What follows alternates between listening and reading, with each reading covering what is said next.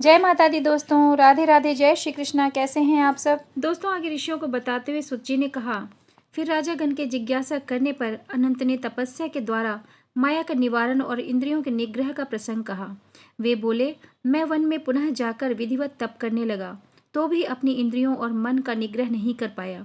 मैं जब जब ब्रह्मा का ध्यान करने में तत्पर होता, तब तब ही मुझे स्त्री, पुत्र, धन आदि की बातें स्मरण हो आती और मेरा ध्यान भंग हो जाता।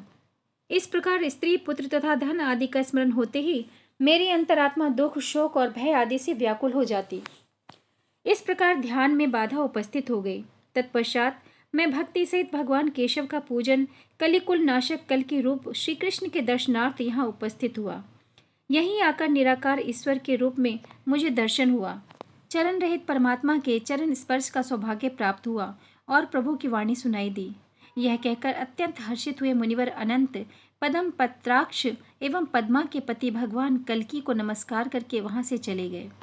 मुनिवर के वचनों को सुनकर राजाओं ने भी उनके ही समान व्रत आदि का अनुष्ठान किया और पद्मा सहित भगवान कल्की का पूजन करके निर्वाण पदवी को प्राप्त हुए।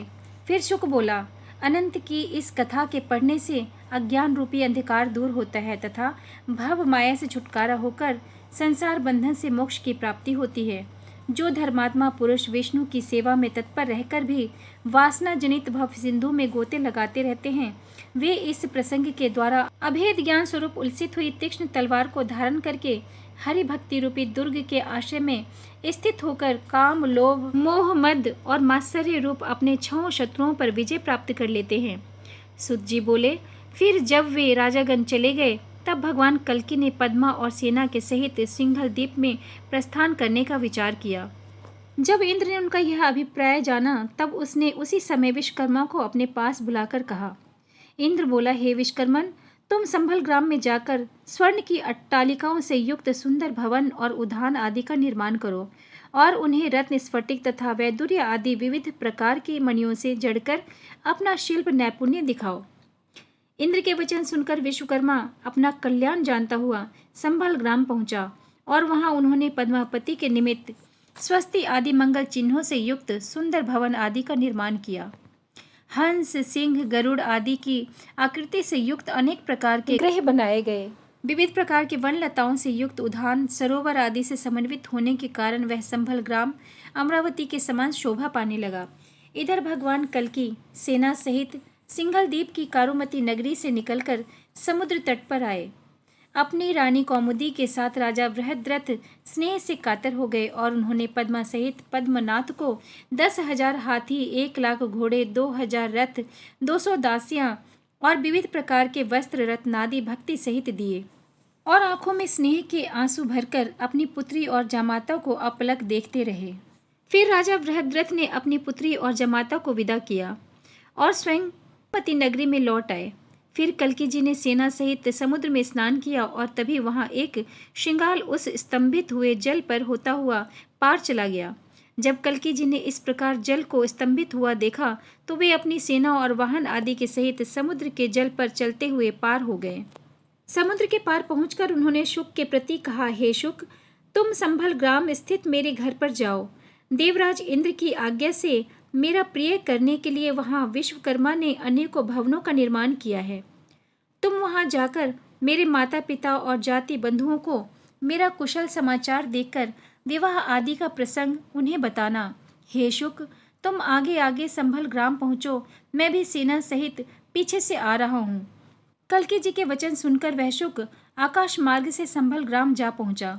7 योजन विस्तार वाले उस संभल ग्राम में चारों वर्ण निवास करते हैं। शुक वहां पहुंचकर एक वृक्ष से दूसरे वृक्ष पर विचरने लगा। इस प्रकार शुक विष्णु यश जी के घर में जाकर कल्की जी और पद्मा जी के विवाह का पूरा प्रसंग कहने लगा। सुनते ही विष्णु यश हर्ष से पुलकित हो उठे और उन्होंने विशाखयुप नरेश आदि राजाओं को तथा प्रजाओं को यह समाचार सुना दिया। तभी भगवान कल्की अपनी सेना सहित ग्राम में प्रविष्ट हुए। भगवान कल्की ने पद्मा सहित अपने माता पिता के चरणों में प्रणाम किया। माता सुमति अपने पुत्र और पुत्रवधू को देखकर अत्यंत हर्षित हुई। सर्वाश्रय रूप एवं कली विनाशक कल्की जी अनेक वर्ष तक संभल में रहे। कल्की जी की पत्नी पद्मा ने 2 पुत्रों को जन्म दिया जिनका नाम जय विजय हुए। यह दोनों महाबली तीनों लोकों में प्रसिद्ध हुए। फिर कल्की जी ने अपने पिता को अश्वमेघ यज्ञ के अनुष्ठान में ब्रह्मा जी के समान तत्पर देखकर कहा, हे पिताजी, मैं दिक्पालों को जीतकर धन एकत्र करूंगा, जिससे आपका अश्वमेघ यज्ञ संपन्न होगा। अब मैं दिग्विजय के लिए प्रस्थान करता हूँ। तत्पश्चात कल्की जी ने अपने पिता को प्रणाम किया एवं सेना सहित कीकटपुर की ओर चल दिए। अत्यंत विस्तार वाला कीकटपुर बौद्धों का निवास स्थान था। यहाँ रहने वाले व्यक्ति वैदिक धर्म तथा देवताओं और पितरों के अर्चन से हीन और परलोक के नाम मानने वाले थे। वहां के अधिपति ने जब युद्ध के अभिप्राय से कल्की जी को सेना सहित आते देखा तो वह भी 2 अक्षौहिणी सेना को लेकर नगर से बाहर आया। असंख्य वीरों से पृथ्वी ढक गई। सूत जी बोले, जैसे सिंह हाथियों पर आक्रमण करता है, वैसे ही पाप नाश करने वाले कल्की जी ने उसकी सेना पर आक्रमण कर दिया एवं उस सेना से कल्की जी ने कहा, अरे बौद्धों, तुम इस युद्ध स्थल से मत भागो। उनकी बात सुनकर बौद्ध कल्की जी से युद्ध करने लगे। उनका रणचातुर्य देखकर देवता भी आश्चर्य करने लगे। उन्होंने अपने शूल से अश्व को विद्ध कर दिया तथा बाण से कल्की जी को सम्मोहित कर अंक में भरने लगा, परंतु उन्हें सफलता नहीं मिली। उन बौद्धों ने उनके शस्त्र और कवच छिन्न भिन्न कर दिए। यह देखकर विशाखी उपनरेश ने अपनी गदा से बौद्धों को आहत किया और लीलापूर्वक कल्की जी को मूर्छित हुए जानकर रथ पर चढ़ गया। जब उन्हें चेत हुआ तब वे राजा के रथ से उतरकर बौद्धों के सामने पहुंचे।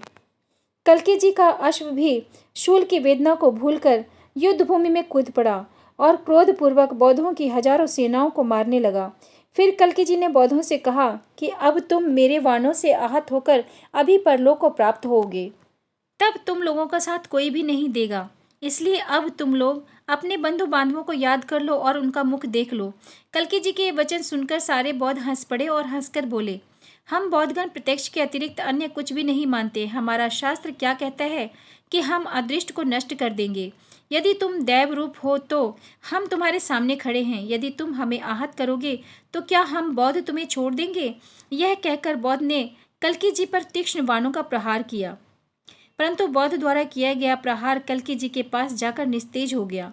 बौद्धों द्वारा प्रेरित ब्रह्मास्त्र, आग्नेय अस्त्र सभी कल्की जी के तेज से विफल हो गए। फिर जैसे चाणूर और कृष्ण जी का युद्ध हुआ था, उसी प्रकार दोनों में युद्ध होने लगा। कल्की जी ने पदाघात करके बौद्ध की कमर तोड़ दी एवं उसे पृथ्वी पर गिरा दिया। उसको धरती पर गिरा देखकर बौद्ध सेना हाहाकार कर उठी तथा शत्रु संहार हुआ देखकर कल्की जी की सेना हर्षित हो उठी। तत्पश्चात बौद्धों की सेना और भी अपने करोड़ों मलेच्छ वीरों के सहित रण स्थल में पहुंचे। सिंह ध्वजा वाले रथ पर माया देवी आरूढ़ हुई और उसने अनेक प्रकार के शस्त्र प्रकट किए। वह अनेक प्रकार के रूप धारण करने में समर्थ बलवती माया देवी जैसे ही कल्की सेना के समक्ष पहुंची, उसे देखकर कल्की सेना क्षीणता को प्राप्त हो गई। फिर जब कल्की जी ने अपने बंधु बांधवों को माया रूपणी अपनी पत्नी के द्वारा जीर्ण होते देखा तो वे उसके समक्ष पहुंचे। जैसे ही उन्होंने अपनी प्रिया की ओर देखा, वैसे ही वह वारारोहा उनके देह में प्रविष्ट हो गई। तब अपने उस माता माया देवी को न देखकर सभी प्रमुख बौद्ध बल पौरुष से रहित होकर रुदन करने लगे। मलेच्छों का संहार करने की इच्छा से कल्की जी तीक्ष्ण खड़ग लेकर घोड़े पर सवार हो गए। तब धर्म निंदक बौद्धगण भय से कांपने लगे। फिर कल्की जी ने कुछ मलेच्छों को बाणों द्वारा बींध डाला, कुछ को तलवार से मारकर यमलोक भेज दिया। उस घोर संग्राम को देखकर सभी प्राणी भयभीत हुए। रक्त युक्त लाल कीचड़ से पृथ्वी ढक गई।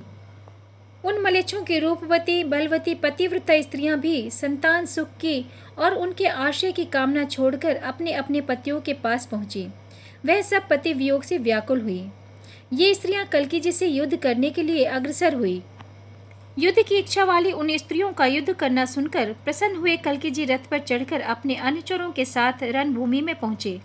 कल्की जी ने कहा, हे स्त्रियों, मैं तुम्हारे हितार्थ श्रेष्ठ वचन कहता हूँ, सुनो। स्त्रियों को पुरुषों के साथ युद्ध नहीं करना चाहिए। कल्की जी के वचन सुनकर मलेच्छों की पत्नियां हंस पड़ी। उन्होंने कहा कि हे विभो, जब आपके द्वारा हमारे पति ही नाश हो गए हैं तो हम भी नष्ट हो चुकी हैं।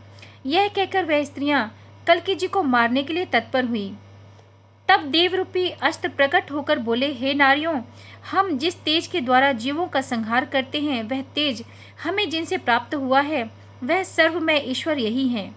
हे स्त्रियों, हम इन्हीं परमात्मा की प्रेरणा से गतिशील होते हैं। फिर वे उन नारियों को कर्मयोग, आत्मनिष्ठात्मक ज्ञान योग, भेदाशय, निष्कर्मत्व के लक्षण आदि बताने लगे। इस प्रकार वे मलेच्छों की पत्नियां कल के प्रदत्त ज्ञानोपदेश से सचेत होकर भक्ति करती हुई योगियों को भी दुर्लभ मोक्ष पद को प्राप्त हो गई। इस प्रकार कल्की जी ने बौद्ध और मलेच्छों का संहार कर दिया और उनकी पत्नियां मोक्ष को प्राप्त हुई। जो भी इस प्रसंग को पढ़ेंगे अथवा सुनेंगे वे सभी शोकों से मुक्त होकर कल्याण को प्राप्त होंगे। उनके हृदय में भक्ति का संचार होगा तथा वे जन्म मरण के चक्र से छूट जाएंगे। दोस्तों आज के लिए इतना ही। आगे इसी पुराण पर चर्चा जारी रहेगी अगले एपिसोड में। तब तक के लिए जय माता दी, राधे राधे, जय श्री कृष्ण।